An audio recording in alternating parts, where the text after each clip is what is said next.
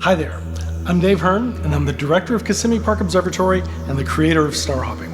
In this Star Hopping Extra, we're going to continue our Basic Astrophotography series and show you how to perform basic image processing, the procedure to extract a beautiful color astrophoto from your raw frames you captured through your telescope. More about this great stuff right after this. Stay tuned.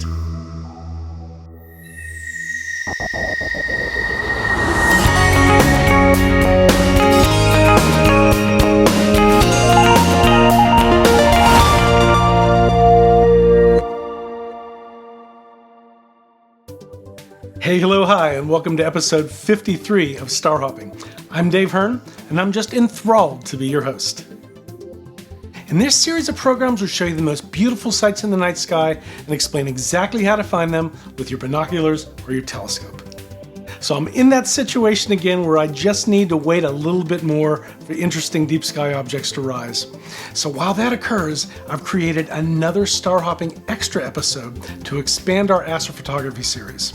Tonight, I'll be discussing basic image processing, the process that amateur astrophotographers go through in order to extract beautiful astrophotos from the raw images that we collect with the telescope during an imaging session.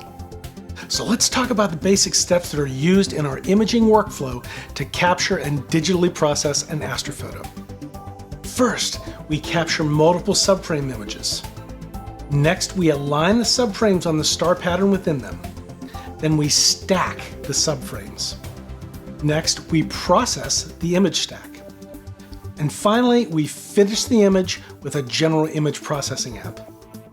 So let's start off with capturing the subframes. In the earlier episodes of the astrophotography series, I've discussed different methods to capture images of the night sky. In all cases, this imaging process involves capturing a series of digital images of the night sky. Each one of these images takes several minutes to actually expose in order to capture a sufficient image of the deep sky object. And with all cameras, even CCD cameras, long exposure images generate a lot of electronic noise. If you would use only one of the images, known as a subframe, the image wouldn't be very smooth and it would have a lot of noise in it. So to combat and remove this noise, we combine all the images that we took and align them on the stars in the image. This process is known as stacking. When we align all the images and then combine them, the noise is smoothed out and it's generalized across the whole image. This results in a haze that appears over the image when it's first stacked. This undesirable artifact can now be removed by digital image processing. Star Hopping would like to thank our wonderful supporters on Patreon. Your contributions will allow us to create and provide more quality astronomy content. We appreciate your generosity and support. My favorite application that I use for capturing and stacking the subframes is the popular imaging application Nebulosity by Craig Stark. Nebulosity automates your capture process. It opens and closes the camera shutter for a preset exposure time and saves off each subframe with an ordered image title. It repeats this process for the number of frames that you want to actually capture. Nebulosity also allows you to align all the subframes on specific stars. You select a star on the image nearby the deep sky object subject by clicking on it. Then you move to the next subframe and do the same, progressing through all the subframes in the stack. Sometimes there's movement in a subframe, which results in star trails or just oblong stars. You can just skip or leave out those bad frames so that they don't degrade the quality of the image. Of course, you reduce the total integrated exposure time when you actually do that, so it's better to have good tracking throughout the series of subframes. Then, Nebulosity automatically aligns all of the images on your selected star and saves them all as a stack. If there's been any slight drift during the image series, such as declination drift due to poor polar alignment, the images will kind of fade out on the edges. These edges need to be cropped out as it'll affect your ability to process the stack in the next procedure. So Nebulosity also has a basic crop function to clip off these drifted areas.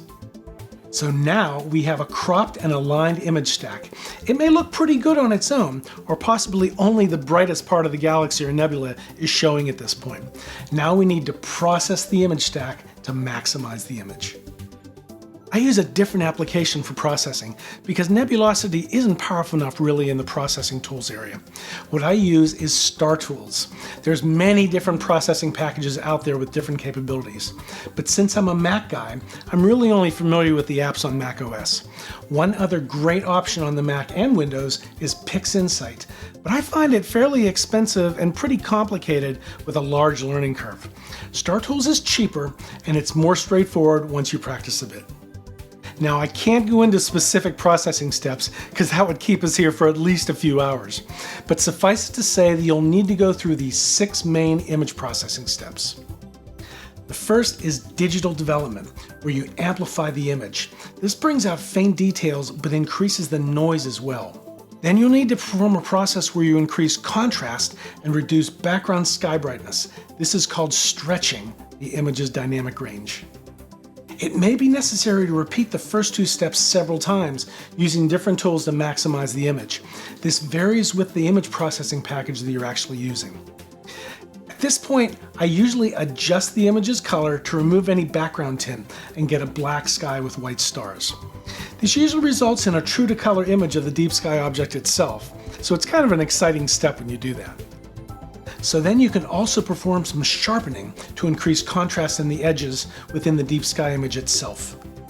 Lastly, you'll need to perform general image noise reduction to remove all traces of noise which causes graininess in the image. This step in the processing workflow can be very time consuming, and it'll vary with each astrophoto depending on what your challenges are. But as you get your imaging capture process streamlined and automated, the image processing effort becomes more normalized over time. It's definitely a learning process, but it's very rewarding when you get good results. Would you like to see the scripts, images, and star charts that I present in each episode of Star Hopping in written form? Well, you can. They're available in our Field Notes digital guides that we produce for each and every episode of Star Hopping. Field Notes guides are available right back to episode 1 of Star Hopping, and you can put them on your phone or tablet to take with you out to your favorite observing site.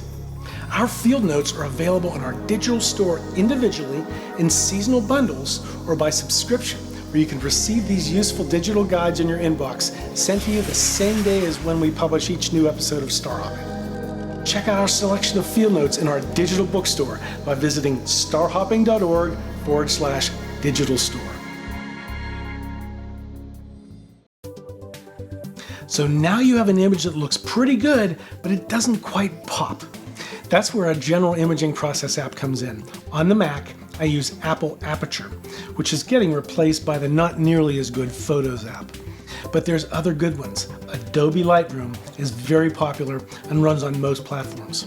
In any case, a photo finishing app can be used to perform the following improvements. Final sharpening to bring out the details. Final color balance and color saturation. Adjusting the black level to get a reasonably black sky. You have to be careful here because nearly every sky has a little bit of sky glow in it. A totally black sky looks a little artificial. This is an area that you have to have some practice in order to get a good feel for it. Then we do final cropping and centering of the image for composition. So now we have a gorgeous astrophoto to share and post on social media. So we discussed the main steps in astrophoto image processing. They were: capture multiple subframes, align the subframes on the star pattern, stack the subframes, process the image stack, and finally finish the image. So although I've really just scratched the surface here, that's basically the workflow for digital processing of an astrophoto. So that does it for this week's episode. You can find the show notes on our website at starhopping.org/sh053, where you can comment and leave any questions that you may have. You can also contact me personally on Twitter at StarHoppingMan, where I'd love to help you with any astronomy or observing questions. So feel free to reach out with your questions. I'm here to help. Well, thank you very much for joining me here, and I'll see you next time with more star hopping tips and tricks. Hey, thank you so much for hanging out with me here on Star Hopping. I publish new episodes every other week on Thursdays. Make sure you subscribe to the channel by clicking on the logo down there in the right-hand corner so you don't miss a single episode. And for some more star hopping content, visit my website at starhopping.org. You can click on this icon right here to visit. See you next time on Star Hopping.